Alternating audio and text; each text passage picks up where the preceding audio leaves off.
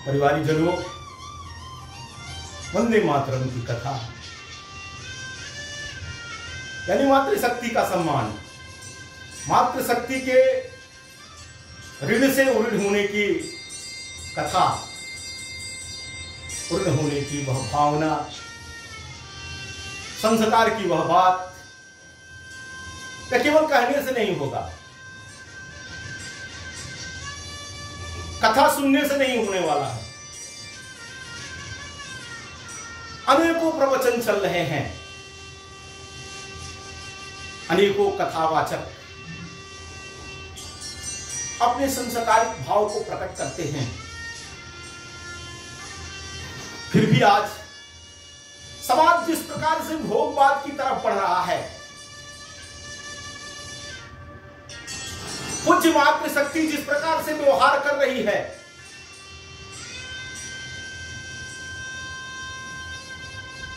वह इस धरा के लिए और इस मानवता के लिए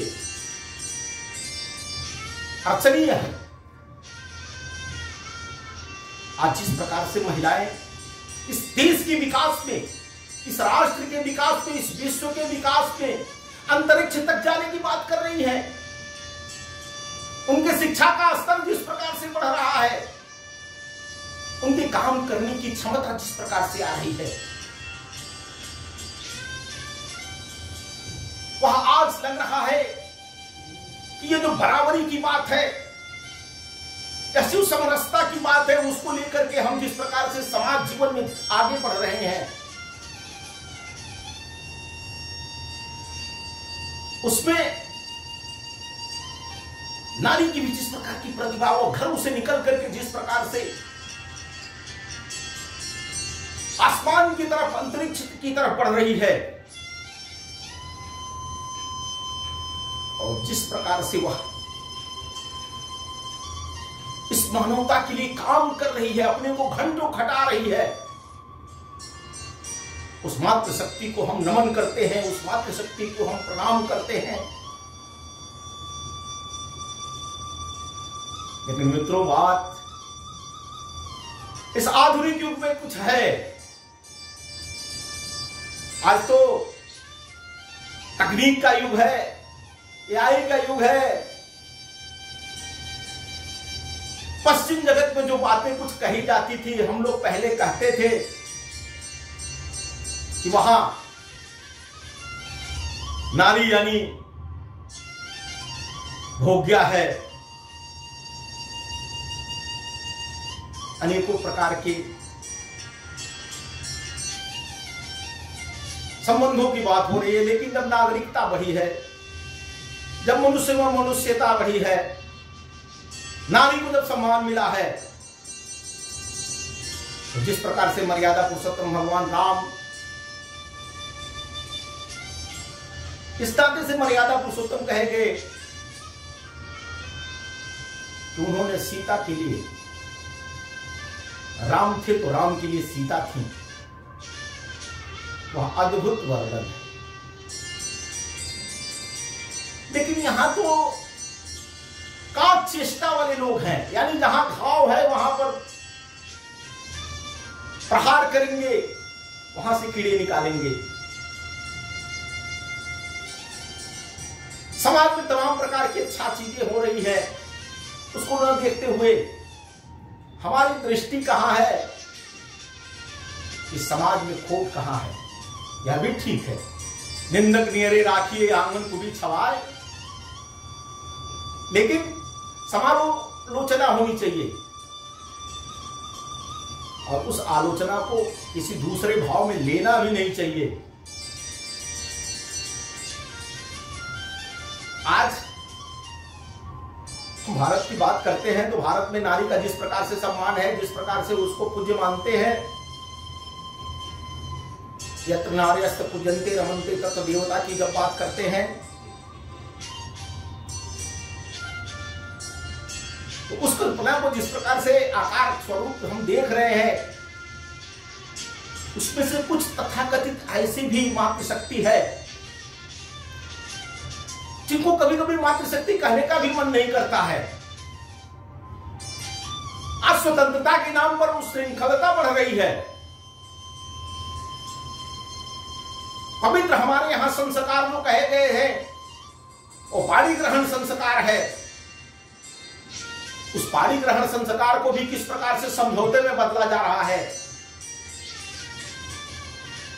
अनेकों प्रकार के रिश्ते होते जा रहे हैं,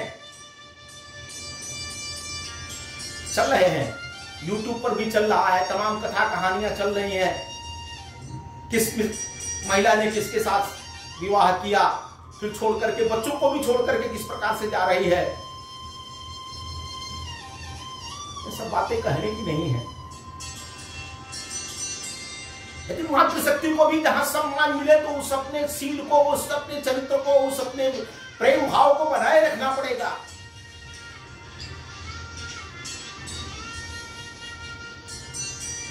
यह शादी हमारे यहां तो कुछ लोगों ने कहा है कि 7 जन्मों का बंधन है, सुख दुख में एक साथ जीने मरने की एक कस्में हैं, तो समझौता नहीं है।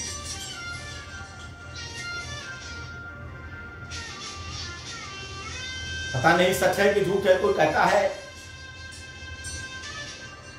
कि कोई महिला अपने दामाद के साथ चली गई, तो कोई समधन के साथ गई, तो कोई क्या, ये सब बातें ऐसे कहने की है, लेकिन ये समाज को गंदा कर रहे हैं लोग, इसी को आगे बढ़ा रहे हैं लोग।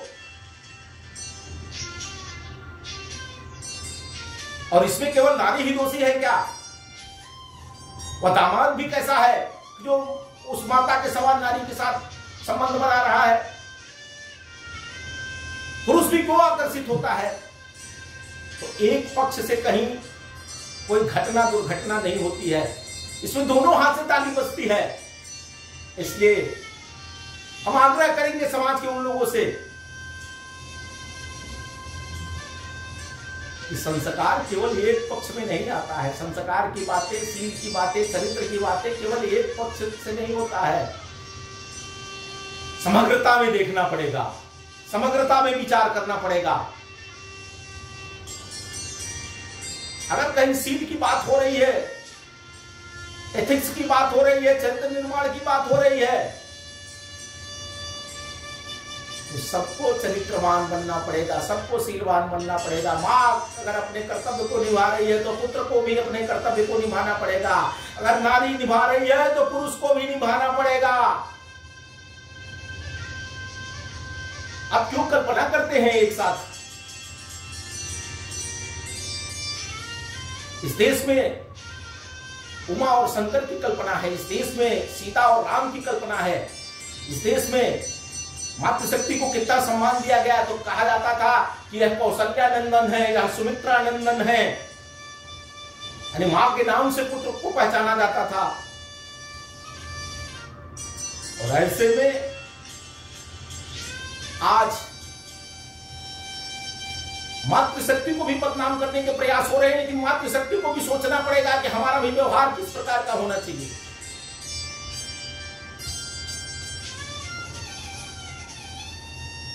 क्योंकि माता के बिना जीवन ही नहीं है। हम किस जीवन की कल्पना करेंगे? जिस मां ने 9 माह गर्भ में रख करके कितने कष्टों को सहते हुए हमें इस धरा पर लाया, और उसके बाद किस प्रकार से, किस कठिनाई से पालन पोषण किया, उसका ऋण हम कभी चुका नहीं सकते हैं। केवल कह सकते हैं, शब्दों में व्याख्या कर सकते हैं।